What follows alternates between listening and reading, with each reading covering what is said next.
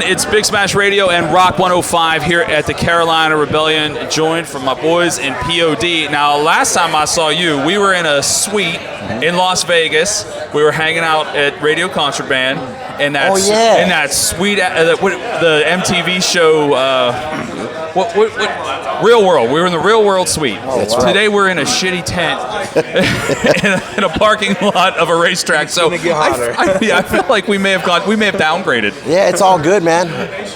P.O.D. You'll find us in the most random spots. I showed up to that thing. I do actually see you in the most. Every time I see you, it's more random than anything else. I show up. I'm just like, I'm here, guys. It's like, what? You're actually just you're like a mobile party. Every time I see you, it's never a bad time. It's never a bad time. We've actually had such a couple weird experiences. I don't know if you guys remember this, but years ago when I was at another radio station, we did a festival in a field in West Virginia, and we all went to Taco Bell. Remember, it was the Rock Allegiance tour. Was that Buck Cherry? Yeah, Buck Cherry. Yeah, that was strange. It was a weird day for all of us. The stage was shaking and wobbling. They almost didn't do it. Yeah, that was us. We looked. Where's the drinks at? There was no water. All Budweiser. We were like, no, I need a. In all fairness, West Virginia is not California, guys. We drink Budweiser as water. It was 200 degrees. All the crew guys are sweating. They're dying, and then there was nothing to drink. And they asked the I guess the guys that are helping, hey man, we need something to drink. Like, okay, sure, we'll be right back. They come back with beer, and they're like, no, we just need some water.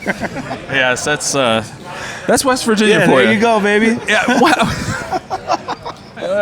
We got you covered, baby. It already took a weird turn, but at least... well, let's talk about things that have happened long ago. I think a lot of people don't realize, and I was just kind of thinking about it, because I just said a couple minutes ago, the tour manager, it's like, I've been interviewing these guys for 10 years. I'm sure we'll find something to talk about. But you guys have been... this is 1991, too? I mean, I don't think people realize... how long this band has been going at it, because you see all the anniversary tours of the Foo Fighters of 20 years and things like that. You guys have actually been doing this longer than the Foo Fighters. Well, we took the stairs up. We didn't just we didn't snap our fingers and voila, we're here. We had to work our way to where we're at, and we started in a van, just like a lot of bands, and we had to prove ourselves countless times when people said no. We were like, yes. Well, the fans said yes. That probably has to be. Now, let me ask you this too. What is the difference these days from '92 till now? Like how you can interact with your fans because of social media and things like that. Is that actually? Do you think it's had a greater impact in a good way or a bad way? Because you have people stealing music and not buying it, but you also have the availability to get a hold of everybody. I think the interaction is the most beautiful thing. To be able to talk to some kid down in Africa who's never going to see you play, you know what I mean? He's like, I love your band, and that's the beautiful part. I think the easy access, it kills the mystery of rock and roll. You know what I mean? Where before, when we were kids, mystique to it. When we were kids, it was like, dude, they're coming to our city this one time. If you're not there, you miss out. Now it's like, oh, I can't make Carolina Rebellion today. Got a little sniffle, or it's raining. Oh, I'll just Periscope it. I'll catch it on YouTube later. So there's no serious demand for it.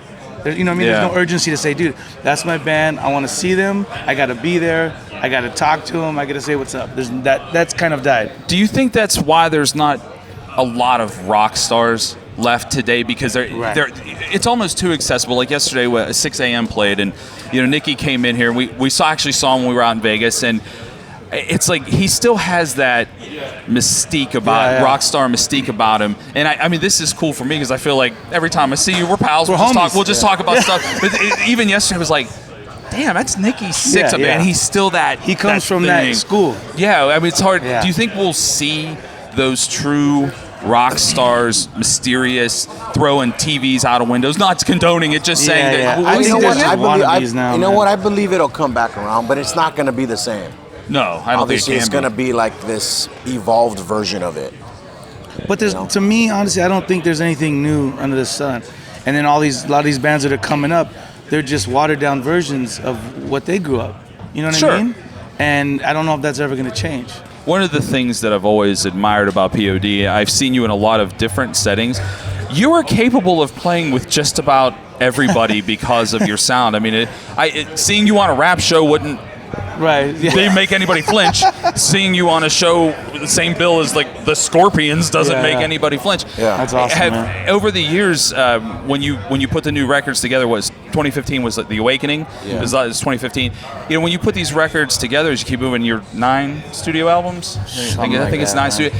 Lost count.